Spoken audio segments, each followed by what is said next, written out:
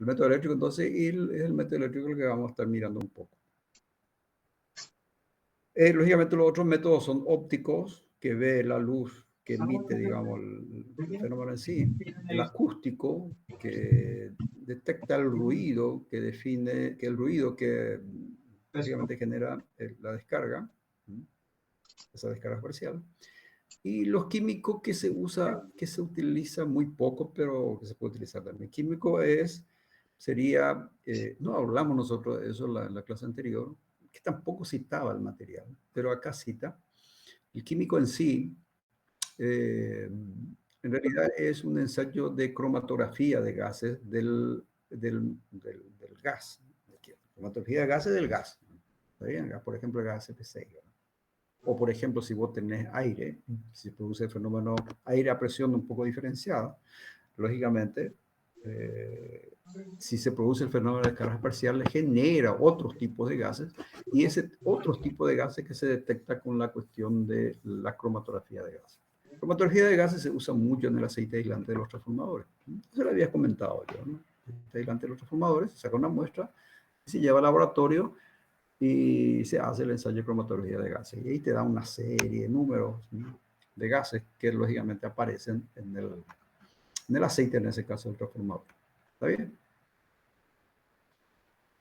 Ok, entonces son esos los métodos, los medios para detectar el fenómeno en sí. Lógicamente, la generación la aparición de descarga, o sea, si se tiene descarga parcial en un transformador, por ejemplo, y está asociado con el aceite, con la cromatografía de gases también se puede detectar.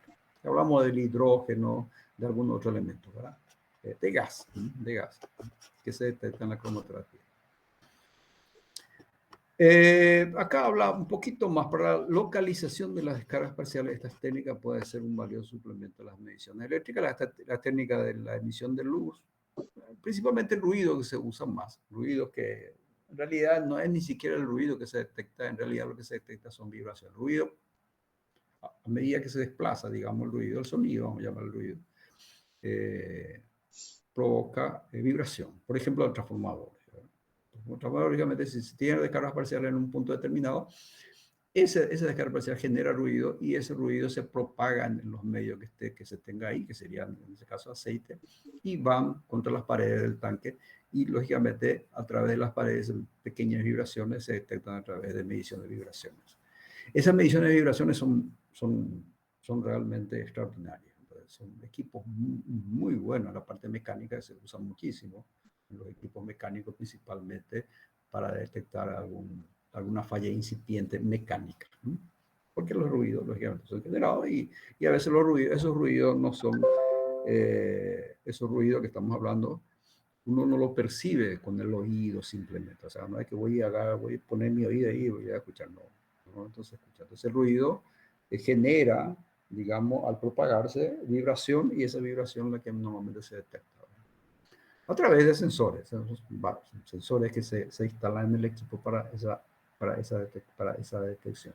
Y eso te da la posibilidad de que si vos, en la medición eléctrica, lo que se hace normalmente es la detección del fenómeno. Se detecta el fenómeno. Con una cierta facilidad se detecta el fenómeno. Ahora, localizar el fenómeno se usa la cuestión de los sensores de vibración. La medición de ruido sería una especie de medición de ruido. ¿Está bien?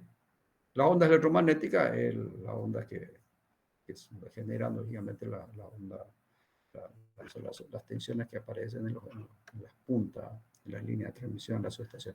Yo no sé si entramos en la subestación, margen derecha, que es una subestación convencional, normalmente puede ser que escuchemos el ruido del siseo, que le llaman ahí, de comida frita, que se está fritando, huevo frito, ruido de huevo frito, tanto así. Un siseo que se escucha, ¿verdad? Un ruido que se escucha, ¿verdad? Se puede escuchar de repente si aparece. Esto no va una cierta dimensión. ¿Está bien? Bueno, es la historia, la introducción, ¿verdad? Entonces, De cualquier forma, lo que está queriendo decir que esta medición de descargas parciales últimamente se lo utiliza mucho para una detección, digamos, incipiente, una detección de falla incipiente. Una detección de falla incipiente. Y lógicamente, al tener una falla incipiente en su inicio, eh, se puede solucionar. Se puede programar una abertura del equipo, un desligamiento del equipo, una abertura o mantenimiento y lógicamente se puede eliminar el fenómeno de forma previa a una falla franca. Ese es el objetivo. Y se usa bastante. En el inicio en sí, se usa en el inicio de la, ¿cómo se dice? En sus inicios del equipo, que lo ensaya en fábrica, lógicamente se lo utiliza. Ahí está Pedro Ramírez. Vamos a dejarle que entre. Estamos con 24, ¿no? Estamos bien. Ahí sería para prevenir o para corregir, profe. Eh, prevenir, ¿en qué sentido está usando la palabra prevenir? ¿En qué sentido corregir? Prevenir fallas incipientes. Prevenir no es falla, no prevenir falla incipiente. Falla franca. Uno previene, digamos, una falla franca. Y lógicamente evita una falla franca. ¿Quién preguntó? A ver. Antunes, profe. Antunes. Tu mejor amigo, profe. ¿Quién? Tu mejor amigo.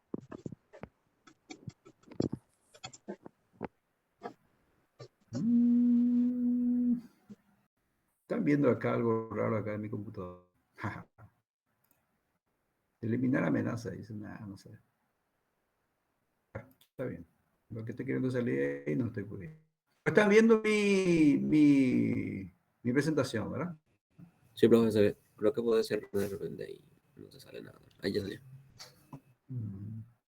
Está bien.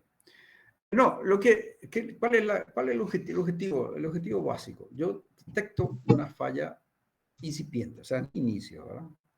Si yo detecto esa falla incipiente,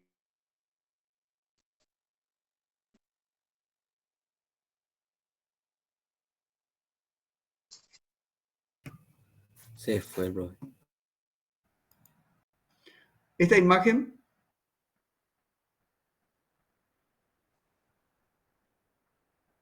¿están viendo? Sí, profe. Sí, profe. Eso yo le estuve hablando de esto un buen tiempo, no sé si escucharon todo. Esta parte, No, profe. ¿no? Esta parte, medición de la dimensión de factores tangente, de P Esa tangente parte de sí. esa parte sí. Ok, entonces yo creo que esta parte es lo que no vieron todavía, ¿verdad? No escucharon. Yo estuve hablando de esto largo rato. Rato, no. En realidad eso vimos en la clase anterior. No sé si recuerdan. No, no se van a recordar. No se recuerdan lo de nada, así que tranquilo. Yo estoy hinchando, ¿eh? Ojo. Así no con nosotros, profe. ¿Qué estoy hinchando? Estoy hinchando. Bueno, esta parte, este es una descripción de una descarga parcial. En realidad son los distintos tipos posibles de descargas parciales que puedan aparecer en los sistemas eléctricos, de forma general, ¿no? Más general, ¿verdad? Esto es lo que normalmente llamamos de descarga corona. Esto también es la descarga corona, pero es superficial, le llaman. ¿Alguien está queriendo entrar? Voy a ver un poco.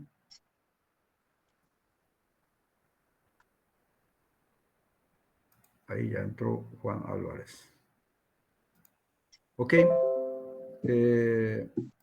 Esto también, tipo descarga superficial, que le llaman descarga superficial, está aquí. O descarga de material laminado, descarga superficial sería esto que está acá. Y lógicamente acá descarga parcial interna, descargas internas, o descarga en cavidades. De esto es lo que vamos a estar hablando bastante nosotros hoy. Y descargas parciales de material aislante sólido. Le había, bueno, no sé si repito esto, lógicamente aislante sólido es una discusión que siempre se trae a colación, vamos a llamarlo así, que el aislante sólido no no existe descargas parciales, pero algunos, por ejemplo, en este caso el material habla de que existe la posibilidad de que exista, de que aparezca, digamos, el fenómeno de descarga parcial en materiales sólidos. Bueno, discusión. Pues son las principales, las más conocidas. Diagrama equivalente a un circuito básico de detección de descarga parcial. No escucharon nada, ¿verdad? No, profe, pero no porque no estábamos prestando atención, porque no estamos. ¿Cómo? ¿Cómo? No escuchamos, pero no porque no estábamos prestando atención, digo. No, porque se había ido, o sea, desapareció la cuestión de Internet, ¿verdad? Se fue la conexión. Por eso no escucharon, por eso estoy preguntando, sino para repetir, ¿verdad? Detección de descarga parcial, entonces, diagrama equivalente. El diagrama equivalente está aquí. Voy a tener que repetir todo. El diagrama equivalente está aquí, ¿verdad? Esta sección, hablé aquí, pero voy a estar resumiendo un poquito más. Yo hablé bastante acá, pero bueno. Acá lo que ese diagrama equivalente representa lógicamente el circuito, digamos, después se va al circuito básico de detección de descargas parciales, de este diagrama equivalente, lógicamente el circuito básico. Por eso es muy importante esto. Y existen dos importantes términos empleados en la técnica de medición de las descargas parciales que se relacionan directamente con el tema, que es la carga aparente y carga mensurable. Vamos a entender lo que es carga aparente y carga mensurable ya al seguimiento, digamos, de este tema, ¿verdad? O sea que lo vamos a estar interpretando bien. Diagrama equivalente. Entonces el diagrama equivalente está aquí. Lo vamos a explicar un poco todos los componentes. Tema del examen. Todos los componentes que tiene el material de fondo, que es esto, o el material de prueba, o el objeto en test, de esta forma de llamarlo, ¿verdad? Donde se tiene una cavidad donde se provoca, digamos, el fenómeno de descargas parciales, ¿verdad? Esta cavidad tiene una capacitancia determinada, que se llama C1 y que está aquí. Después tenemos la C2', C2' aquí, que sumada en serie y que están en la línea, digamos, de la presencia de la cavidad donde se provoca el fenómeno, ¿verdad? A la sumatoria en serie aparece el C2 aquí, en el diagrama equivalente. Y después tenemos la C3', que son las partes en que no hay falla, vamos a llamarle así, del material aislante, que lógicamente crea, digamos, la capacitancia C3. O sea, tenemos C2, C1, C3 que viene del material de fondo. Ya material de fondo. Acá se agrega un entrehierro aquí, le llaman entrehierro, que es un gap, donde en alguna medida simboliza el fenómeno, el lugar donde se provoca el fenómeno en sí de descargas parciales debido a la presencia de una tensión determinada. Lógicamente, la tensión es aplicada en los bornes A y B, los bornes A y B del material, lógicamente, y lógicamente llega en un momento, este U1 sobrepasa, digamos, el punto donde se provoca el fenómeno en sí, ¿verdad? Por lo que aparece el fenómeno de descargas parciales en este entrehierro, en este gap, llamarlo así. Y circula una corriente ISU1 dt que es representativo del fenómeno en sí. La R1 que se coloca aquí es solamente para limitar esa intensidad de corriente ISU1. O sea, ese sería el circuito equivalente de una falla localizada en una cavidad determinada. Ok. ¿Se entiende, no? Una ecuación que relaciona toda esta capacitancia que están aquí, toda esta capacitancia que está aquí, es CT es aproximadamente igual a CT, que es la del objeto en test, capacitancia total del objeto en test, es aproximadamente igual a C3,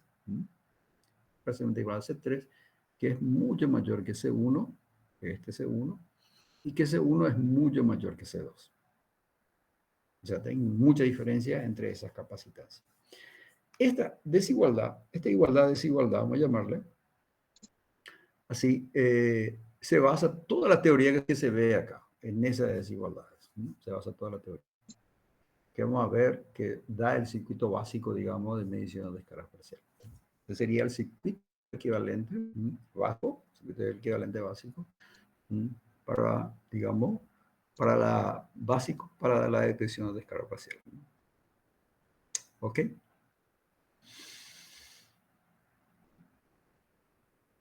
¿Me están escuchando o ya se perdí de vuelta la conexión? Estamos acá, profe. Sí, profe. Te escuchamos bien, profe. Peguen el grito si pierdo la conexión. Voy a poner en mi celular ¿cómo le dicen? En voz alta. Como para escuchar, siempre tengo apagadito así. Pero bueno, está ahí. Ok, sí. Le expliqué todos los componentes, digamos, del circuito equivalente, ¿verdad? Ahora, ¿qué sucede cuando se provoca esta descarga aquí? Lógicamente va a circular esta corriente I sub 1 de T. Esto explica aquí. Si se excede un determinado voltaje disruptivo en el capacitor C1 de la cavidad, el entrehierro F de la descarga, que actúa como un interruptor sensible al voltaje, sufre una descarga disruptiva y procede a descargar el capacitor C1 a través del resistor R1. Este solamente limita la amplitud de la corriente de descarga I sub 1 de T en el caso de las pequeñas fallas de aislamiento. La duración de un proceso tal de descarga está en la faja de los nanosegundos, 10 a las menos 9 segundos. O sea que es muy rápida la variación de la corriente en el caso. ¿Se recuerdan de cuando hablamos de ionización? No escapa mucho a esos números que hablamos de ionización. ¿Ok? La caída del voltaje delta U sub 1 en la cavidad causada por la corriente de descarga I sub 1 libera una carga delta Q sub 1 que está relacionada prácticamente a la ley de Ohm, ¿verdad? Está aquí. Delta Q sub 1 es igual a delta U sub 1 por C1. Delta Q sub 1 en alguna medida representa la corriente y C1 la impedancia, ¿verdad? Delta U sub 1 es la tensión, lógicamente, aplicada, ¿verdad? Entonces la ley de Ohm está presente en esa expresión matemática. Se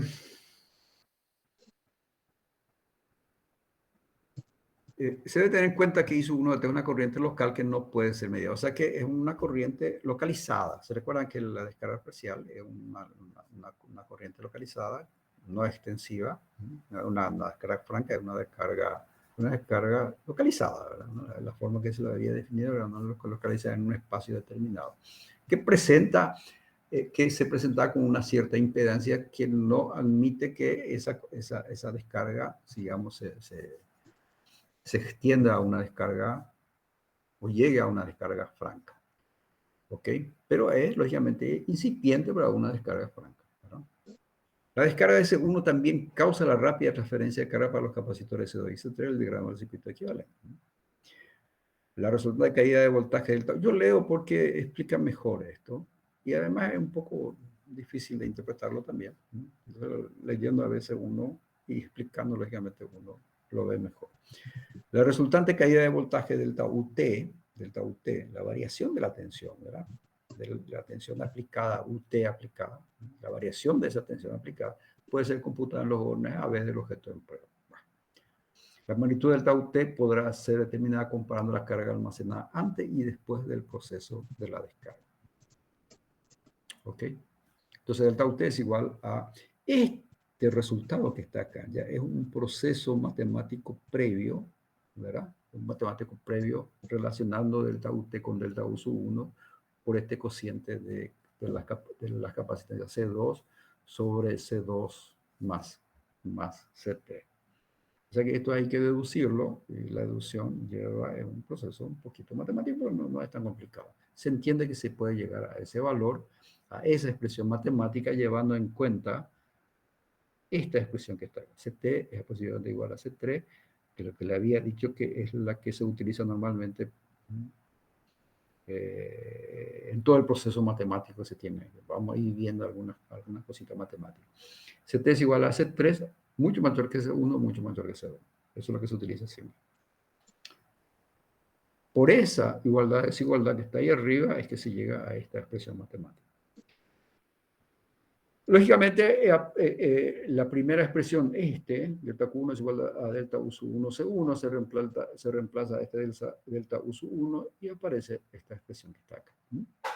O sea que delta UT, en el caso, está relacionado con el delta Q sub 1, que serían las variaciones rápidas, digamos, del fenómeno en sí, en su localización, ¿verdad?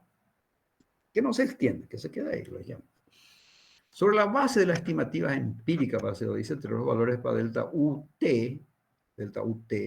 están en la faja desde milivolt a volt. Delta UT, la variación de delta UT es muy pequeña, mientras que la magnitud de delta UT está errado acá. El delta U sub 1 está en la faja de los kilovolts. Por las relaciones que uno pueda mirar acá, y por esa desigualdad, lógicamente, delta U sub 1 es mucho mayor que delta UT. Es mucho mayor que delta UT. Estoy hablando de las magnitudes aquí. Entonces, voy a tener un poco de idea de qué es lo que sucede. La caída de voltaje de UT no puede ser relacionada con la cantidad de delta U sub 1 y delta Q1 de lo que de la falla, debido a que las capacitancias C1 y C2 normalmente son desconocidas. Evidentemente que C2 y C1 y C3 que está es muy cercano a CT, lógicamente se puede imaginar que C3 tiene el valor de CT, pero C2 y C1 normalmente no son conocidos. Y no lo vamos a conocer. Difícilmente lo llegamos a conocer. Porque está en la parte interna, digamos, del objeto en test. O del material de fondo. ¿Ok? Ya llega a esta expresión, ¿no? Que nos lo numera como 3. Acá tenemos 2, 3, lógicamente. ¿Va? Entonces C2 y C1 son desconocidos. C3, lógicamente, es un valor muy próximo a lo que es el CT. El CT es la capacitancia del objeto en test.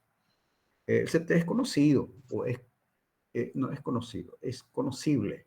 El día de la palabra sería conocible porque se puede medir la capacitancia de un objeto en test. Es medir. Y se mide. Normalmente se mide en los laboratorios de alta tensión. En los laboratorios de forma general, no de alta tensión, realmente se puede medir la capacitancia de un aislamiento. Capacitancia de aislamiento determinado. De ahí las mediciones de capacitancia que le dicen ahí. La medición con el equipo de medición que se llama doble. ¿Verdad? El doble normalmente se usa, la tensión que se usa por un transformador, para un interruptor o otro equipo, TC o TP. El doble es normalmente el valor que se usa es en torno a 10 kV. ¿Verdad? La tensión que se aplica en torno a 10 kV. No es en torno a 10 kV prácticamente. El doble. Circuito básico de ensayo de descargas parciales. O sea, salimos del circuito equivalente y su explicación y las relaciones que aparecen lógicamente acá, ¿verdad?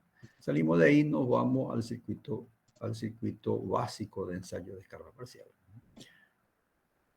Normalmente yo pregunto una y otro. Este tema, pregunto por un lado, ¿verdad? Y por otro lado, a veces pregunto este circuito básico de ensayo de descargas parciales. Así que mírenlo un poco con calma esto. Y, lógicamente, puede ser que aparezca, puede ser que no. Lógico. ¿Ok? Está bien, profe. Esto sería el circuito básico de medición de descargas parciales, ¿verdad? Circuito básico de ensayo de descargas parciales, medición de descargas parciales. Sería este circuito básico. ¿Qué se agrega al circuito equivalente? Vamos a llamarle así, que es el CT, donde se provoca el fenómeno en sí, donde está la cavidad, digamos. Se produce el fenómeno, se provoca el fenómeno.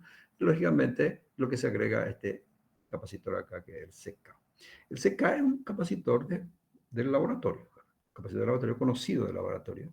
Es un buen capacitor normalmente. Bien construido capacitor, tiene que estar muy bien construido para utilizarlo para hacer la medición, ¿verdad? Y normalmente su caracterización, el CK, para que yo pueda hacer, porque ya es un circuito básico de medición, estamos hablando porque es un circuito básico de medición, el CK tiene que ser mayor que CT. Eso después lo vamos a entender por qué. Pero es su caracterización, digamos, dentro del circuito tiene que ser de esa forma. ¿Qué más se tiene aquí? Tenemos el CT, tenemos el CK, tenemos un Z aquí. Z en realidad es una impedancia que no permite que la IT, que es la representativa de la corriente de descargas parciales, ya estamos hablando de corriente de circulación de corriente de descargas parciales, no circule por la fuente.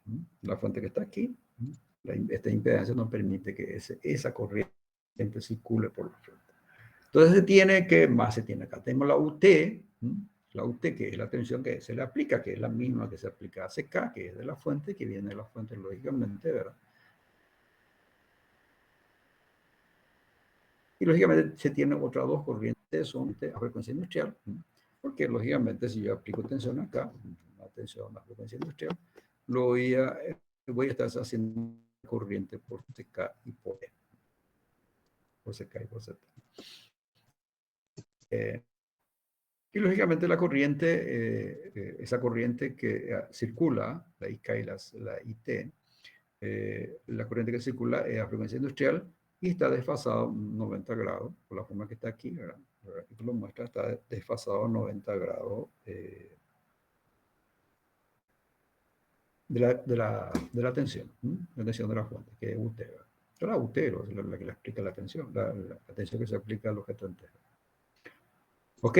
Y lógicamente acá se muestra en el gráfico la I y T, que es la representativa, que son pulsos de corriente representativa, digamos, de lo que sería el fenómeno de descarga parcial, que tiene toda una caracterización, lógicamente.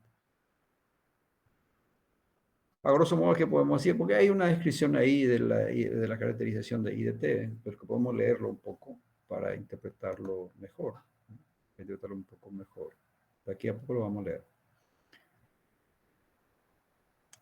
Estoy mirando a ver si hay algunas cosas más grandes que se puede observar en el circuito en sí. Pero eso sería entonces el circuito básico de ensayo de descarga parcial.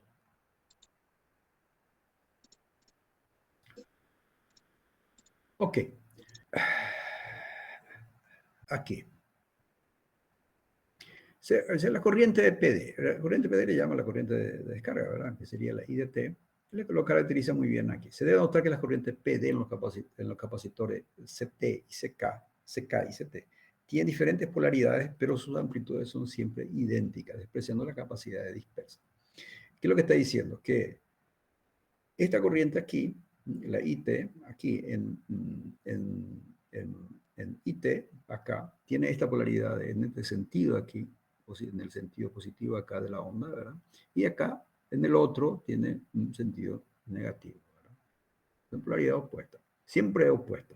Siempre opuesta. Es una caracterización del fenómeno en sí, ¿verdad?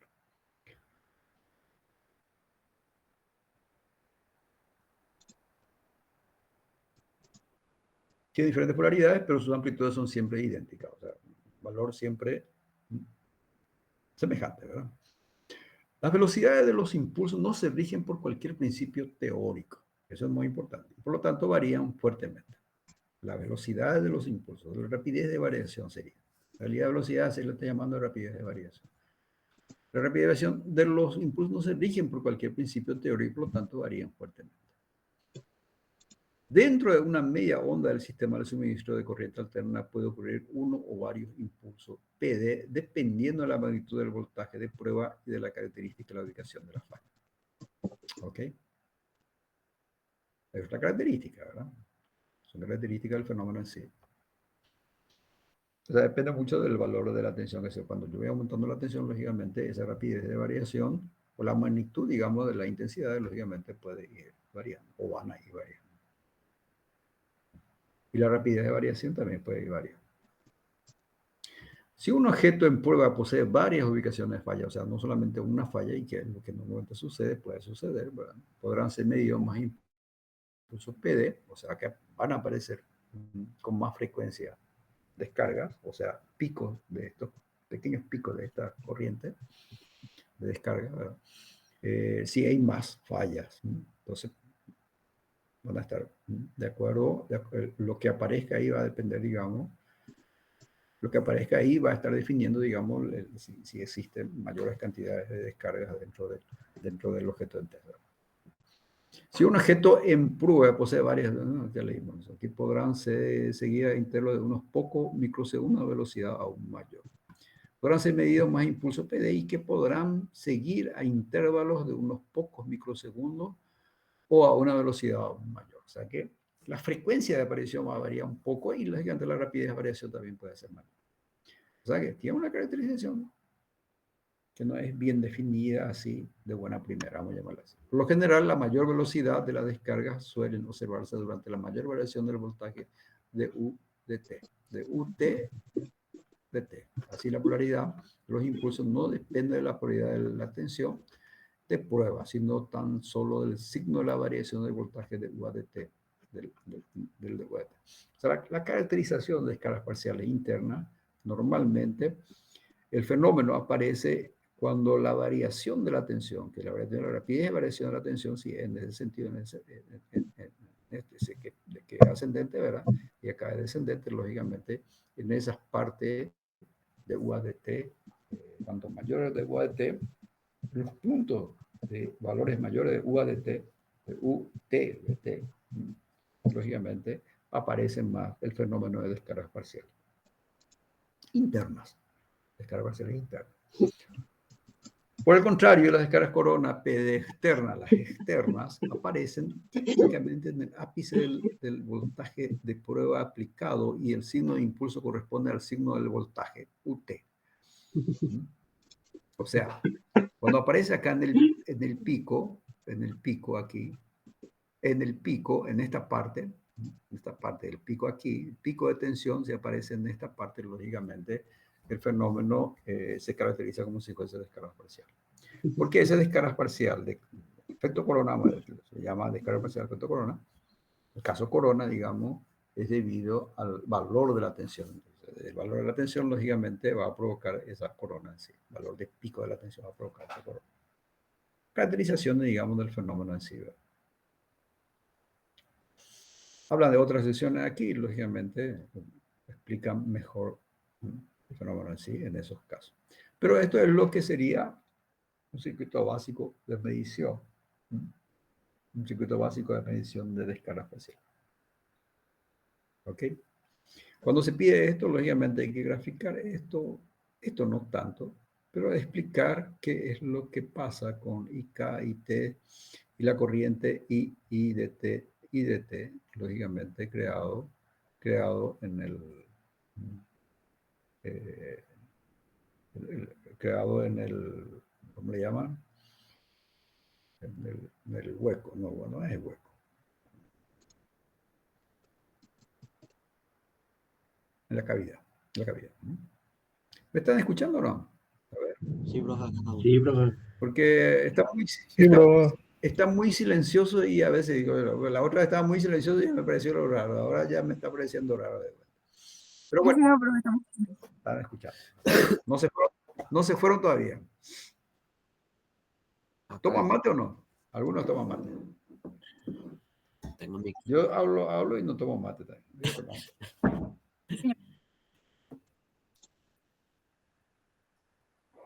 Bueno, está bien. Acá, lógicamente, no definimos lo que es carga aparente y carga mensurable. Vamos a definir carga aparente y carga mensurable. Cuando yo les pido carga aparente y carga mensurable, quiero que me expliquen en los términos más fáciles posibles. No quiero que me explique con lo que está aquí, que es una matemática un poco, digamos, yo no lo veo un poco complicadito. Parece que alguien quiere entrar. Vamos a dejarle entrar, ¿verdad? No somos malos, le vamos a dejar entrar.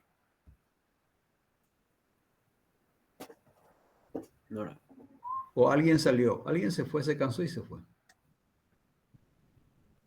Está bien. Nadie está para entrar. Bueno, entonces carga aparente y carga mensurable. Esa corriente circular mensurable, esa corriente no es mensurable, lo llama mensurable acá, sí, I de T. Vamos a ver cuándo lo que es mensurable y cuándo no es mensurable. La carga aparente y la carga mensurable.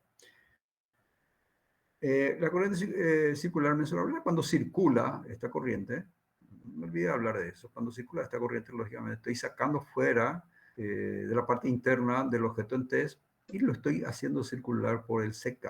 Se recuerda que SK es un capacitor de laboratorio instalado exclusivamente para hacer la medición.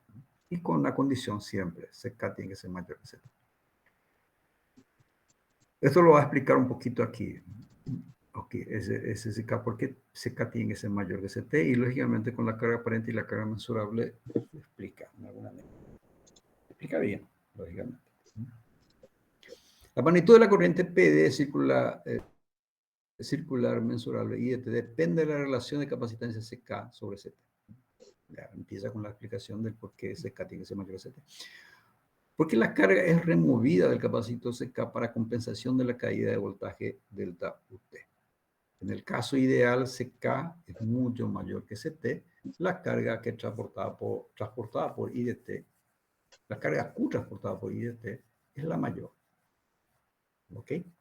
Ese es el principal concepto de carga aparente. El principal concepto de carga aparente es cuando CK es mucho mayor que CT, y en ese caso CK es mucho mayor que CT, la carga transportada, la carga Q transportada por IDT, es la que va a circular por CK, es la mayor, es el valor mayor posible.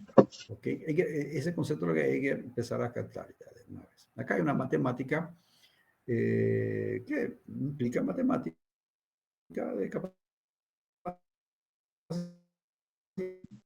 capacitores, ¿verdad? De capacitores, lo que hay ahí. La integral de I este diferencial de T, por definición, a este valor es integral. C3 más, C3 sería el carga libre, capacitor libre del punto de la descarga, y sumado hace el paralelo de C1, al paralelo de C1 con C2. Paralelo no, la serie de C1 con C2. C1 y C2, haciendo la serie de C1 y C2, va a aparecer esta expresión que está acá. La suma en serie de C1 y C2. Multiplicado por delta UT. Esta expresión, yo puedo, simplificando un poco, puedo llevarlo a C3 más C2. O sea, esto prácticamente es C2, porque decimos que C1 es mucho mayor que C2. Si yo divido esta expresión arriba y abajo por C1, acá se va a C1, acá es C1 sobre C1 es 1 y C2 sobre C1. Como C1 es mucho mayor que C2, lógicamente se vuelve 0 esto, y acá se vuelve 1, y lógicamente queda C2 acá. Y queda C2, C3 más C2 por delta UT. El Q, que es la carga transportada por la corriente circulante I de T, representativa del fenómeno en sí, es igual entonces, aproximadamente igual, no es igual, aproximadamente igual a C3 más C2 por delta UT. Si yo reemplazo delta UT por su relación que tenemos por ahí, que en delta U sub 1, esto que está acá, esta expresión que está acá, delta UT, que dijimos también que era traído, digamos, rápidamente acá. Si yo reemplazo delta U sub 1, creo que es delta U sub 1, a ver si hacemos un poco la deducción. Delta UT, en realidad, reemplazo delta UT por su igualdad ya por delta U sub 1, se simplifica el C2 más C3 que se tiene en la expresión arriba, y queda que es igual a C2 por delta U sub 1. Que la carga Q que se transfiere es igual a C2 por delta U sub 1. Y si reemplazo de vuelta delta U sub 1 por su igual, que delta Q1 es igual a delta U sub 1 por C1, lógicamente me queda esta expresión C2 sobre C1 delta U sub 1, que es la carga que se transporta. Es la carga que se retira en la condición de que CK sea mucho mayor que Z. Solamente en esa condición, porque la matemática que se presenta aquí está relacionada a que CK sea mucho mayor que Z. ¿Ok? La carga Q es denominada la carga aparente. Esto es la carga aparente de un impulso PD, porque está vinculada con delta Q1, delta Q1, a través de la relación de la capacitancia C2 y C1. Y es la máxima cantidad de carga que estaría transportada, que está siendo transportada por esa corriente IDT que circula en el circuito acá, que circula en el circuito equivalente, el circuito no equivalente, el circuito de medición, circuito básico de medición. A ver, ¿alguien sale? ¿Alguien entra? No, profe, no, ya aparece. Ok. A esto se le llama entonces carga aparente.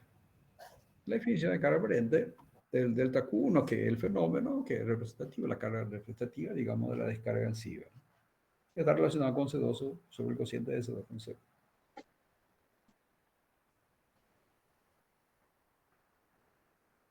Y este Q, en esas condiciones preestablecidas, diciendo que es la máxima, que es ¿cómo se diría? Es la carga máxima que se puede extraer con un capacitor CK del laboratorio, con un valor bien mayor, o sea, mucho mayor, digamos, del CT. ¿Ok? Esa es la condición. En la práctica, la condición CK, mucho más que es muy difícil de cumplirla, porque no todas las veces uno va a tener un CK mucho mayor que CT. Entonces se busca un CK asequible. Se piensa que se puede conseguir. Tiene, en realidad, los laboratorios tienen 2 o 3 o 4 capacitores, ¿verdad? 2 o 3 capacitores, entonces se va usando algunos capacitores diferentes uno del otro de acuerdo a la capacitancia del objeto en test. O sea, yo mido la capacitancia del objeto en test, tengo un capacitor mayor, capacidad mayor, lógicamente CK mayor, y voy a utilizar ese CK mayor para hacer la medición del carga parcial. ¿Ok? Entonces, hay algunas igualdades acá de la carga Q. La carga Q es cuando se tiene un CK mucho mayor y es lógicamente la matemática que se presenta aquí a veces es lo que está aquí, ¿verdad? Q es igual a CT por delta UT cuando esa carga está, digamos, pasando por CT, por la capacitancia del objeto en test. Cuando se transfiere esa carga, pasa a través de CK, se tiene esta expresión. Ese mismo Q es igual, misma la carga aparente, es igual a CT más CK por delta UT'. Esa carga circulando. O sea, que me hace la medida. El Q mensurable sería CK por delta U', es la carga que se hace circular, digamos, por el CK. La carga que va a circular por el CK y con un valor de capacitancia CK diferenciado a aquel valor bien superior, ¿verdad? Bien superior.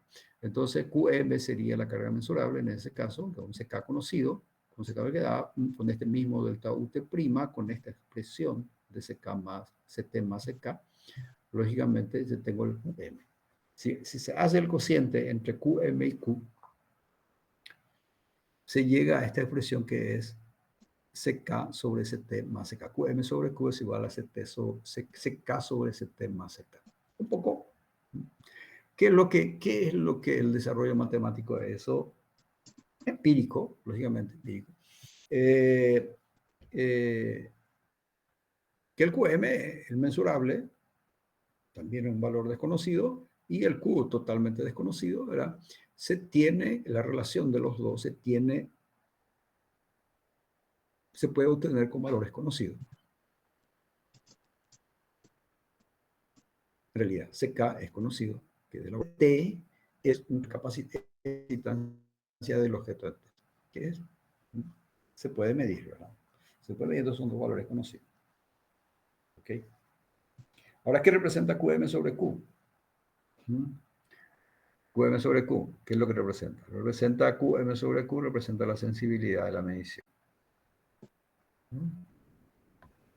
Es una cavidad esencial, el QM es una cantidad esencial para medir la sensibilidad de los ensayos de PD.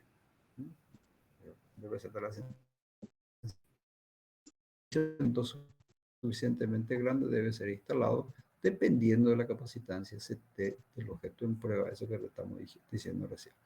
El factor QM sobre Q y la sensibilidad de medición alcanzable puede ser fácilmente verificado mediante la calibración del circuito de prueba. Normalmente cuando se va a hacer ensayo de descargas parciales se hace una calibración del circuito. Entonces, Q sobre eso, CK sobre CT más CK. O el cociente representativo también del CT sobre CK. Aparece una curvita aquí, lo vamos a analizar después. Entonces, para simplificar un poco, ¿qué es carga aparente? ¿Qué es carga aparente y qué es carga mensurable? Vamos a hacerlo de forma simple para interpretarlo mejor. La carga aparente es la carga, es la máxima carga que yo puedo retirar, digamos, del objeto en test y hacerlo circular por un CK, por una capacitancia CK, que es mucho mayor que CT. ¿Ok? Es la máxima carga que puedo sacar. Por la condición de que CK es mucho mayor que CT. La carga mensurable es una carga que yo voy a extraer del objeto en test y le voy a hacer circular por la CK, por la capacitancia de acoplamiento CK, lo voy a hacer circular por la capacitancia CK, que es un valor conocido, un valor de laboratorio, ¿verdad? Una capacitancia que tengo en el laboratorio, y voy a hacer circular esa corriente por ese CK, y en esas condiciones yo puedo medir esa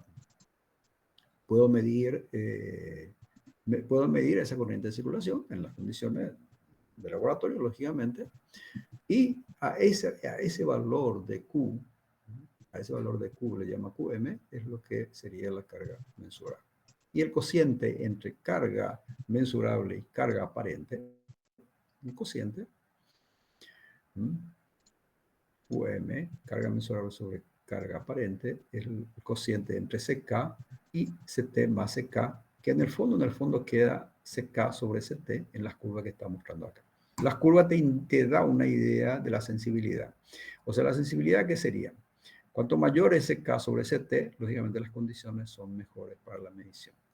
Supongo que sea 100, lógicamente, lo que estaría midiendo algo representativo, lo que es bien representativo, digamos, de lo que sería el fenómeno en sí. Cuanto menor es, 1, por ejemplo, está en un 50%, y cuando es 0,01, es prácticamente no voy a hacer ninguna lectura del fenómeno. O sea, cuando CK es bien menor, o 100 veces menor, digamos, del CT, lógicamente ya prácticamente no leo nada. ¿Ok? Esa es la curva, digamos, de la sensibilidad. Acá también hay una curva de sensibilidad, solo que solamente en función de CT, y se pone Q sobre QM, solo que utilizando los capacitores existentes, digamos, en el laboratorio, que puede ser valores 0,1 nanofaradios, CK de 1 nanofaradios y de 10 nanofaradios. El concepto es muy parecido a esto que está acá, pero con CT solamente, no con CK sobre Z. ¿Ok? Acá se nota de la misma forma que está en esta curva, los números más o menos son semejantes. CT, CK, por ejemplo, a ver, si CT es 0,1 y CK es 0,1, acá da 50% también. Acá la misma cosa da 50. Si es 1 y 1 es CT es 1 y CK es 1, acá también da también el 0,5, 50%. Y acá la misma, algo muy parecido. La máxima es cuando CT es 100, es 0,01, y prácticamente en los tres casos también muestra una sensibilidad muy buena, porque tenemos el 0,1 nanofaradios, que va a dar un valor bastante más grande que el CT, y en los otros casos la misma cosa. Se puede ir analizando de esa forma, el grafiquito este.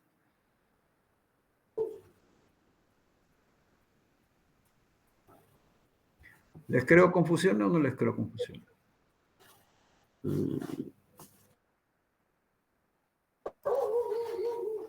Más o menos, profe. Más o menos. Y lo que importa es la sensibilidad, entonces. ¿Eh? Lo que importa es la sensibilidad en la medición. Lógica, lo que interesa en alguna medida cuando está haciendo medición de descarga parcial, y para eso se hace la calibración, para ver si su circuito de medición ya relacionado con el equipo que va a hacer la medición, porque el CT está ahí presente, ¿verdad? Ya está presente, ¿verdad? A ese le voy a hacer medición de descarga parcial.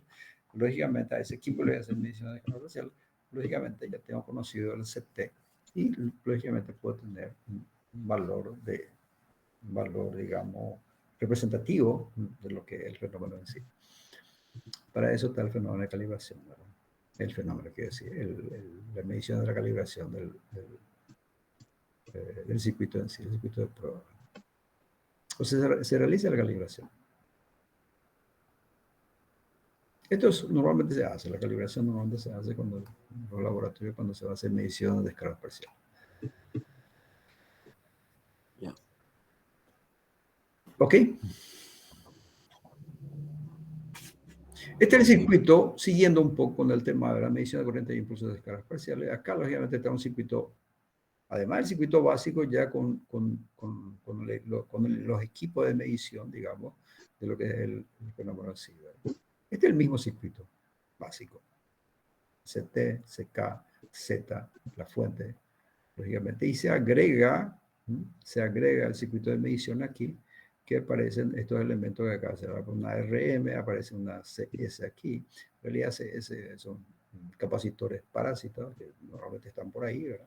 Que están relacionados con con el equipo de medición. Aparece ¿cómo le llaman? Un circuito de pasa alta. Circuito de pasa alta, ¿verdad? O sea, solamente es un filtro. La palabra filtro me está llegando. Es un filtro pasa alta. O sea, este filtro y un amplificador. En realidad amplifica un poco el fenómeno de IT, ¿verdad? Es la caída de tensión que aparece, que es el UMDT, que es la caída de tensión que aparece acá y que va lógicamente a este filtro de pasa alta, va a dejar solamente pasar la corriente de alta frecuencia, que sería el fenómeno de descargas parciales, que lógicamente lo lleva a un osciloscopio. Osciloscopio va a ver al fenómeno ahí presente, ¿verdad? Va a ver el fenómeno presente ahí. Este circuito es el mismo del circuito de IS. La verdad que poco vamos a estar viendo de vuelta cuáles son los circuitos de IS, pero esto es lo que se usa normalmente, ¿verdad?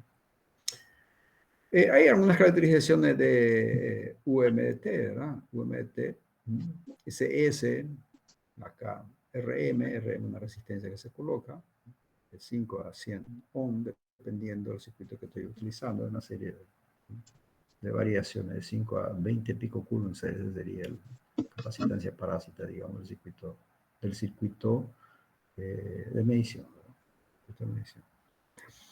Y la instalación está en este caso asociado a CT, o sea, directamente con CT. Hay circuitos que lo asocian directamente con CT. Tiene unas ventajas y unas desventajas esa forma de conexión. ¿Ok? Ok, profe. Ahora, ¿qué es lo que ve esto? En definitiva, este filtro que está acá va a ver UMDT. ¿Cómo es un UMDT? Hay expresiones matemáticas que lo definen y vamos a mirarlo rápidamente. Vamos a mirarlo rápidamente aquí. Gusta UMDT, se lo hace un cálculo que esta expresión matemática aparece UMDT igual a Q, que es la carga asociada a la corriente. Y en el cociente tiene como un cociente de CS, que aparece el capacitor parásito ahí de la fuente. De la fuente, no es la fuente, del filtro y el osciloscopio, el conjunto de medición, multiplicado por CT, multiplicado de vuelta CT multiplicado por 1 más CS sobre CK y un exponente, ¿verdad? Multiplicado por una función exponencial que es elevado a la menos t sobre tau. Donde tau es Rm multiplicado por CS más Ct, paralelo de Ct con Ck. Esa es la suma la suma del paralelo, o sea, el paralelo de CS con Ck, que es la constante de tiempo del circuito de prueba. Ahora, lo que quiere mostrar con esta expresión de matemática, que lógicamente que los elementos del circuito de medición, deforma totalmente o completamente el impulso de lo que se está queriendo medir, el impulso de la descarga en sí. O sea, uno va y hace una medición y va a obtener algo, ¿verdad? ese algo que tiene no va a ser tan representativo de lo que se está queriendo medir. Esa es la realidad, eso es lo que dice. Y no hay otra forma de hacer. Entonces, se tiene que hacer de esa forma. ¿Está bien? Entonces dice acá, es evidente que los elementos del circuito han deformado completamente el impulso original, por lo menos con respecto a la señal de decadencia de la señal. Por lo menos con respecto a la señal de decadencia, de la señal, bueno, es repetitivo, pero está bien. ¿Mm? La decadencia es lo que va a estar modificado. Va a estar modificado tremendamente por esta expresión, lo que dice esta expresión matemática. Y eso es lo que muestra estos ejemplos, impulsos de descargas parciales sobre capacitores de alto voltaje. Aparece aquí. Esta decadencia de lo que está hablando, esta decadencia que muestra aquí en los gráficos, esta decadencia que está mostrando aquí, son muy parecidos unos con otros. O sea que son muy parecidos. ¿Por qué son muy parecidos? Porque es un mismo circuito de medición. Y depende, lógicamente, de esa decadencia, depende mucho de la forma que se muestra acá la expresión matemática, ¿verdad? Depende mucho de la decadencia en sí, que depende de esto. Prácticamente no muda, no muda, y depende más del circuito de medición de este CS que está por acá.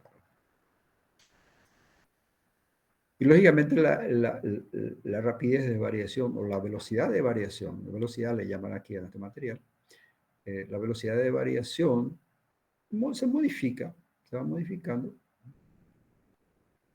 que lógicamente te da una señal de la descarga en sí, te da una señal mejor de la descarga en sí. Así también, lógicamente acá, hay inclusive un declive hacia abajo de vuelta y después sube. Acá hay los valores de las divisiones que se tiene aquí, de la medición.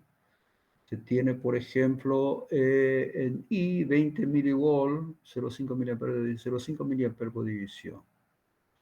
Y 200 nanosegundos por división, 200 nanosegundos más o menos por división, eso, en el tiempo. Los valores, la corriente sería en ese sentido. El CT es 610 picofaradio y el CK es 6 nanofaradios. RM50. En un capacitor de alto voltaje, lógicamente, esta medición fue realizada y muestra un poco, digamos, la característica del fenómeno en sí. Lógicamente, para hacer estas mediciones hay que usar con equipos muy precisos, digamos, que tengan capacidad de medición en ese tiempo que está mostrando, que a veces es muy difícil de conseguir.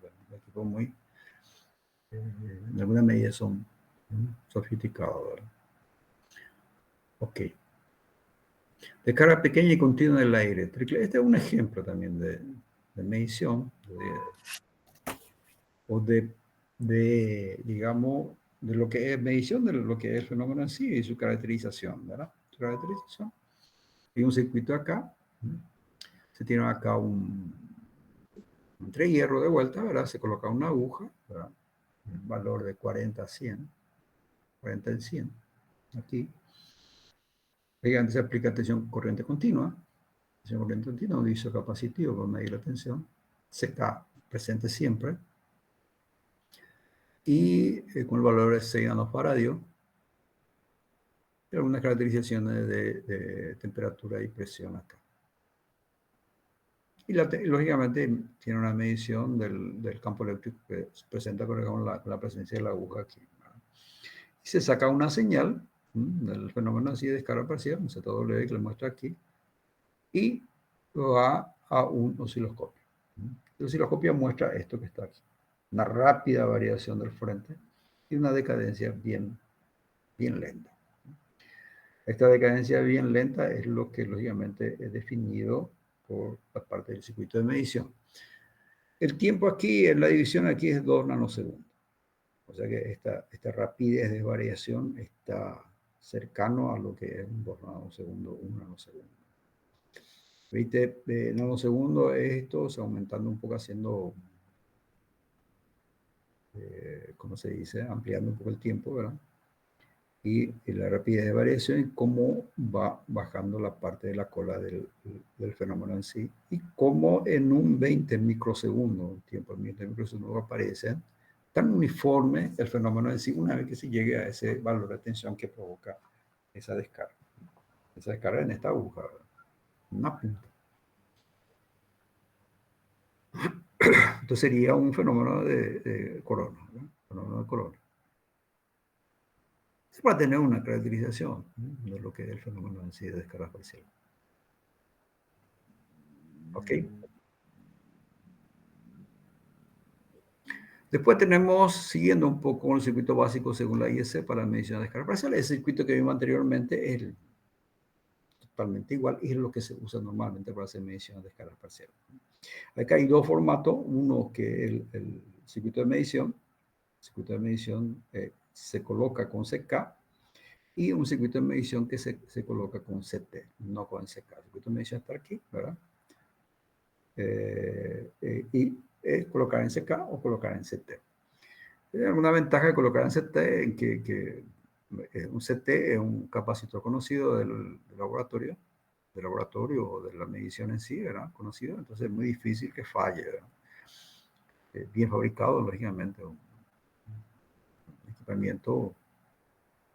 equipamiento que no puede provocar fallas. Mientras que CT es el objeto en test y lógicamente es la capacitancia del objeto en test y lógicamente en el objeto en test puede aparecer una falla y si aparece una falla puede perforar tu equipo de medición, ¿verdad? Puede provocar falla en el equipo de medición. Entonces esto es más inseguro, digamos, pero es más sensible porque está en forma directa con CT, ¿verdad? Una detección, digamos, mejorada, una detección del fenómeno encima mejorada frente a la instalación de la medición instalado con secado. O sea, tiene una ventaja y una desventaja. Lógicamente, la base utiliza esta instalación. La base utiliza en los laboratorios esta instalación. O sea, colocar el circuito de medición asociado a CK. Este circuito equilibrado que le dicen, medición de circuito equilibrado, esto es para eliminar ruido. O sea, uno de los objetivos es eliminar ruido, eliminar algunas cositas, mejorar un poco las condiciones de medición, el circuito equilibrado. Esta forma de utilizar depende mucho del fabricante. Lógicamente, cada fabricante tiene su forma de hacer esa detección, digamos, del fenómeno en sí y eliminar ruido. Eliminar ruido, de aquí a poco le vamos a explicar cuáles son los ruidos posibles que aparecen en un circuito, en estos tipos de circuitos de medición. Ok, la última parte, ya estamos sobrepasando nuestro tiempo debido a los contratiempos que se tuvo, pero ya vamos a terminar. Eso ya lo voy a dejar ya para siempre. ¿Por qué lo que tan extremista? Te cuento que igual nos vas a ver en la final, profe. No, está bien, pero al final es media horita, rápido. No así, 2 horas haciéndole sufrir. Bueno, está bien. Vamos a ver los ruidos. Fuente de ruido en un circuito de ensayo y medición de escala parcial. Fuente de ruido en un circuito de ensayo y medición de escalas parcial. ¿Está bien? Las fuentes son las siguientes. Es mucha fuente de ruido. Lógicamente, cuando se hace medición de escala parcial, uno procura hacerlo en un ambiente más cerrado, un ambiente donde no pueda entrar ruido, ese ruido de afuera, lo que sea, radiointerferencia, puede ser radiointerferencia por una serie de ruidos que puede aparecer. Acá lo explica muy bien de dónde pueden aparecer esos ruidos. Ruido es porque son los ruidos que aparecen en la frecuencia en que puede aparecer el fenómeno en sí. El fenómeno aparece en alguna frecuencia, ¿verdad? Una frecuencia de repetición. Esa frecuencia de repetición, lógicamente, si yo tengo un ruido con esa frecuencia un ruido, ¿sí? Con esa frecuencia de repetición, lo que estaría haciendo es mascarar, digamos, el fenómeno en sí. ¿Está bien? Estaría mascarando el fenómeno en sí. O sea, estoy midiendo algo que no es para medir. Entonces, va un poco por ahí. Por eso que la cuestión del ruido siempre es importante, ¿verdad? Entonces se hace medición de ruido en el momento en que se va a hacer la medición. Nosotros cuando hacíamos, le doy una experiencia ahí. A veces, cuando está medio complicado la cuestión del ruido en el laboratorio o en la medición en el campo, por ejemplo, acá en el campo, acá en la usina, a veces nosotros nos íbamos de madrugada para hacer medición de descarga parcial. La mañana, a las 2, porque con la usina, cuando se estaba trabajando todavía, había, por ejemplo, soldadura y qué sé yo, que puede, lógicamente, introducir ruido en el circuito de medición. Entonces, uno podría elegir ir, por ejemplo, en un horario en que no se trabaja, lógicamente, en ese ambiente, ¿verdad? En ese caso, en ese tiempo de construcción de la usina, lógicamente. Para ir a hacer mediciones de descarga parcial, en esos tiempos en que no se trabaja. ¿No? Por ejemplo, de madrugada, a las 2 de la mañana, a las 3 de la mañana se va. También en las fábricas también sucede algunas veces eso. Está bien. Ok, entonces aquí tenemos el objeto en test, el capacitor CK.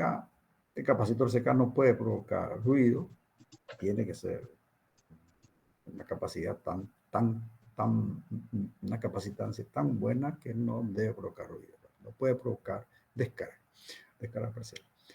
Ok, si provoca descarga parcial no te sirve para nada, lógicamente. Entonces todas las fuentes están aquí. La fuente 1, la fuente 1 y 11, fuente de alimentación, que está aquí también. La fuente de alimentación 11, la fuente de alimentación del medidor, vamos a llamarla aquí, la fuente de medición de la fuente de tensión, ¿verdad? 2 es variac o regulador de tensión, que es este que está acá, o esto que está acá. Y para ir variando la tensión, lógicamente, se ubica el valor de la tensión para llegar, digamos, al valor del ensayo, el valor de tensión requerido en el ensayo. Fuente de alta tensión, fuente de alta tensión que está aquí, es decir, la fuente de alta tensión, alimentado por el variac, que es esto que está acá. Aquella impedancia Z que estamos, que es tipo un filtro, que se coloca ahí, ¿verdad? Que solamente es para pasar la alta tensión, lógicamente, no evita que la circulación de la corriente de descarga pase por la fuente. Filtrado de la fuente de alta tensión, ¿verdad? Línea de alimentación y electrodo, lógicamente las líneas para la instalación, digamos, de las conexiones, lógicamente, puede provocar descargas, ruidos. Capacitor de acoplamiento, puede ser una fuente también, si está con algún inconveniente. Objetos conductores sueltos en los vecindarios locales de la prueba, son el 7 era eso. Sí, este 7 que son objetos conductores, lógicamente, que con alta tensión puede provocar ruido. Interferencia en forma de impulso, interferencia de radio, por ejemplo, transmisión de radio, lo que sea, ¿verdad? Puede provocar. Ondas electromagnéticas emitidas por transmisores de radio, interferencia armónica, interferencia de forma de impulso. Esta interferencia en forma de impulso puede aparecer por ejemplo, presencia de soldadura que está cercano por ahí, lógicamente puede provocar eso, ¿verdad? Y corriente de interferencia en el sistema de tierra del instrumento de medición de PD, que estaría ese 11 que está aquí. Lógicamente son las distintas posibilidades de origen de ruido en sí. ¿Ok? ¿Qué más? Con eso termina el material. En realidad hay mucho más aquí, pero lo que no es, en realidad es para entender un poco lo que es la forma de hacer medición de descargas parciales en los equipos de alta tensión. Se usa mucho los sistemas de mantenimiento. Mantenimiento se usa menos, pero también se usa para mantenimiento. Por eso hacen acá SFC y transformadores, todo más, ahí se utiliza. Pero se usa en fábrica, lógicamente, en los últimos ensayos, los ensayos, digamos, de inspección, ensayos de inspección de los equipos para liberación, ¿verdad? Para liberación de los equipos. Tengo un grafiquito acá, a ver, para terminar, 5 minutos más.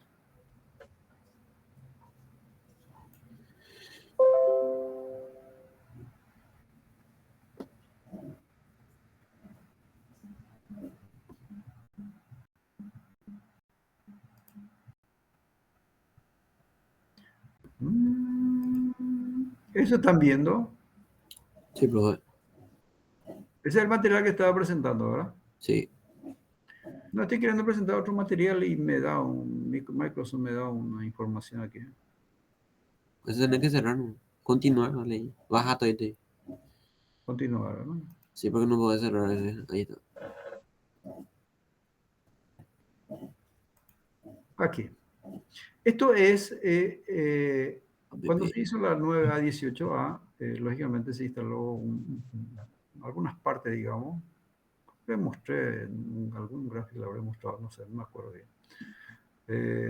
Las ampliaciones de la situación a gas FCI, ¿no? Y estos son los ensayos que se hizo en esas ampliaciones. La forma que se hizo, le quiero mostrar rápidamente, ¿no?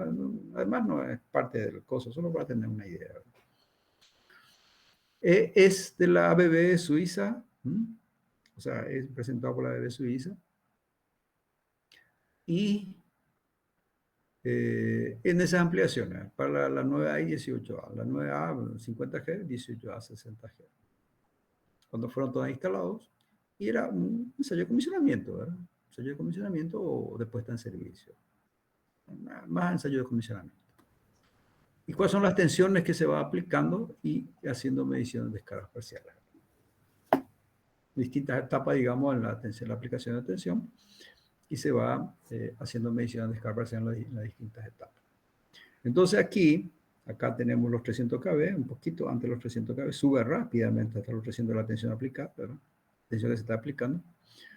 En realidad esto es un ensayo de tensión aplicada, test voltaje 592 kV, casi 600 kV por un minuto, que es el equipo, el equipo de ensayo de tensión aplicada, que era de Itaipú, ¿verdad? Que se tiene, hasta ahora se tiene, debe estar ahí. No creo que se use mucho, pero estar ahí. Se sube la tensión hasta la tensión nominal, que es la tensión nominal, fase tierra, lógicamente se va midiendo descarga parcial, ya se mide descarga parcial acá. Después se sube de vuelta a este valor que es, a ver, 346 kV, se mide descargas parciales, PD, en inglés, 1.2 por UR raíz dividido raíz 3, PDM system, el sistema de medición de descargas parciales, lógicamente se hace una medición aquí, y se sigue subiendo a un valor de 400, se deja más tiempo ahí, algunos minutos más, creo que son, de aquí son 10 minutos, de 1 a 11 son 10 minutos, acá se deja un poquito menos, Este 10 minutos es para un reacondicionamiento de los materiales aislantes que tiene la subestación, los conos isolantes que se tienen, los conos aislantes que se tienen internamente, ¿verdad? Es un reacondicionamiento de esos aislamientos que se tienen internamente. Después se llega a los 500 kV, se mantiene también por un cierto tiempo, 11 minutos, 17. En estos valores se van midiendo descargas parciales. También se mide descarga parcial con estos niveles de tensión, ¿no? Y se llega a un valor de tensión máxima que es de 592 kV. Esta sería el valor que se usa en fábrica. Se hace algo parecido en fábrica, pero con un valor superior a este, que es la tensión soportable nominal a frecuencia industrial de corta duración. De corta duración, que es un minuto. Está hablando aquí de un minuto, ¿verdad? 592 kV se mantiene por un minuto.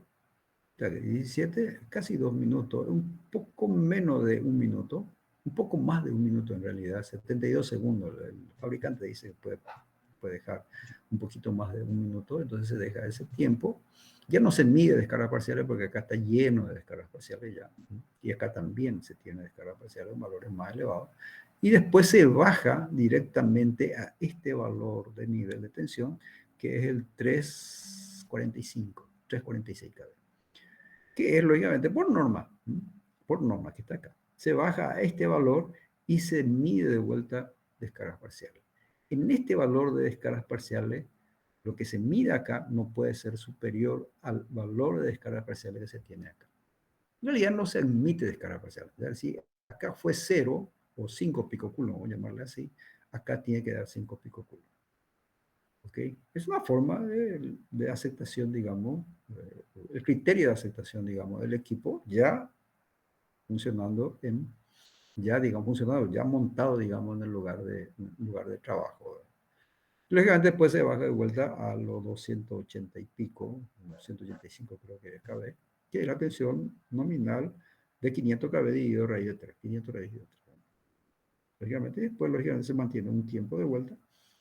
Y ese tiempo que está acá, de los 346 KB, se mantiene el mismo tiempo que está aquí, se mantiene el mismo tiempo y se mide, se hacen mediciones de escala parcial. Y lógicamente después se baja a tierra. Esa es la forma que se hace en la usina. La forma que se hace tensión. Esto es tensión aplicada con este valor de tensión y medición de descargas parciales en estos niveles de tensión que están acá. Entonces normalmente se hace por norma. ¿Está bien? Sí, profe. La situación acá es FCI. Lógicamente da una serie de condiciones, el gas, el cúbico de 700 kPa, 20 grados. En otros compartimientos da 480, que es la presión nominal. ¿Verdad? Acá están. Mira, se tiene el gráfico acá, había sido. Yo le dije que no, le había mostrado una vez, pero está aquí. Esta es la ampliación, ¿verdad? La 9A está aquí. 9A está aquí, ¿verdad? Sesionador, ¿se recuerdan? Vamos a mirar un poco ahí cuando nos vayamos el viernes. Mañana vamos a hablar un poco más sobre eso. Voltaje, o sea, ¿dónde se mete el voltaje? Aquí, ¿verdad? A través de un TP, una cosa de esa, un variac. Lógicamente, se hace a través del TP normalmente. Lógicamente, esto sería la sección. Se abre interruptores, normalmente se abre estos interruptores que están acá. Se abre seccionadores, todos los seccionadores. Esta parte de seccionador normalmente está abierto para hacer esta aplicación de tensión. Acá. Esta parte está normalmente a tierra, parte puesta a tierra. Se abre normalmente el seccionador que está aquí, este seccionador que está acá. Lógicamente, hasta acá viene la tensión, lógicamente, la tensión aplicada. ¿No? Se abre este seccionador, este interruptor tiene que estar abierto. ¿Está bien? Es un ensayo en campo de lo que es el fenómeno de descargas parciales. Ese es 18A, es la 9A, ¿verdad? Que es 50 Hz, y el siguiente sería la 18A, que es de 60 Hz. ¿Ok? Bueno, es un demostrativo, digamos, de lo que se hace normalmente en este ambiente de medición de descargas parciales. ¿Ok? A ver si yo salgo de dejar de presentar. Y nos vemos en el parcial. ¿Cuándo es el parcial? Dijimos 26. Está más mucha gente, ¿eh? Veo. Buena gente. Pero están todos despiertos o se durmieron. Acá estamos. Estamos firmes. Firme, está bien. A ver. Fecha A ver. oficial de técnicas es el 22, pero en acuerdo general, no sé si todavía falta gente que vote, quedamos que podíamos atrasar para el 28. Y acá pueden opinar, si está mucha gente aquí, fácil. Más fácil que por WhatsApp. ¿No? Atrás. Obvio, ¿no? Con rendir el 28. Creo que es 29, dice, lunes 29. 29. Bueno, lunes 29 entonces. Está bien. Para mí, no. Si nadie dice, no tiene nada en contra de eso, para mí está bien. Sí, es que te parece, no lo No, yo no tengo inconveniente. Ya le dije yo hoy a Gisela de que no habría, pero de mi parte no hay inconveniente. ¿Verdad? Tampoco estoy viajando a corto plazo, así que voy a estar por acá. El profe pone el desayuno para el viernes, dicen. ¿Cómo es? Ustedes no estaban nomás cuando dijo eso, pero al final sí de la clase dijo eso. No entendí bien, Gisela, ¿qué es lo que es? Que dijiste antes de irnos hoy, antes de que nos vayamos, vengamos todos a nuestras casas, que vos pones el desayuno el viernes. Ah, este viernes, sí, ahí un café allá de la Gran 7. Puedo llevar chipas. ¿Está bien? Café con chipas. Ya está, ya. Bien, sí, Puedo claro. compartir ahí. No, no hay problema. Conveniente. El viernes, Festejo entonces, de cumpleaños del profe. el viernes estamos allá, entonces. ¿Eh? Y el 29, entonces, el parcial. Hay que hablar con Joel, ¿no? Con el coordinador. ¿Está Sí, yo me bien? encargo de eso. Y cambiar la fecha de examen en el informativo que se tiene ahí, ¿verdad? En realidad es así, profe, como es un acuerdo entre nosotros, no se estaría modificando el calendario como tal, pero yo les notifico a la coordinación para que ellos tengan en cuenta y se amplíe el plazo de entrega de notas, porque ya es en la semana de recuperación. Ellos no tienen problema para atrasar el examen. Generalmente me crean un poquito más de conflicto cuando es adelantar, pero para atrasar no. Para atrasarnos. No. Está bien. Perfecto. Avísame cualquier cosa. Si hay algún inconveniente, me avisan nomás. Sin inconveniente. Vamos a hacer el examen el 29. Entonces, 29, mucho tiempo. ¿Eh? Así tienen tiempo para estudiar, ¿verdad? Ok. Está bien, Al profe. final, por ahí no querés ver la primera. La última. Nadie se va a quejar, profe.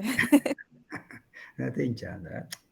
No hay diferencia entre uno y otro. Así que cuando estés bien preparado, bien se van y rinden. Mejor cuando estés bien preparado. ¿Está bien? Está bien. Si hay algunas consultas que quieran hacer, me envía por WhatsApp, no hay inconveniente. ¿Está bien? Me preguntan algo ahí, vemos ahí, le llamo, o hablamos. Por el Meet se puede hablar. Si quieres, Problema de asistencia, profe. ¿cómo? Hay algunos que tienen problemas de asistencia. Y, y vamos a ver cómo hacemos con la asistencia. No, tampoco nunca Eso creo. resolvemos esta semana. Sí, avísenme nomás. Avísenme, yo puedo hablar con Joel, a ver si él me admite que yo hable con él y me acepte, bueno, qué problema. Voy a estar creando inconveniente. Ahora están mucha gente hoy, ¿eh? Mira vos. Cuando digan, bueno, está 27, una buena, somos 34, ¿no? Entonces está demasiado bien. Voy a llamar a la lista que está pasando el tiempo. Jaja. Le mantuve más tiempo de lo debido hoy, ¿eh? Sin problema, profe. Sin problema. Sin problema. Sí. Ya estamos en nuestra casita, ya no vamos a comer tiempo en el viaje. A ver, del 2008 está alguien, ¿no? Sí, profe. Ok. Hoy es miércoles 10, ¿no?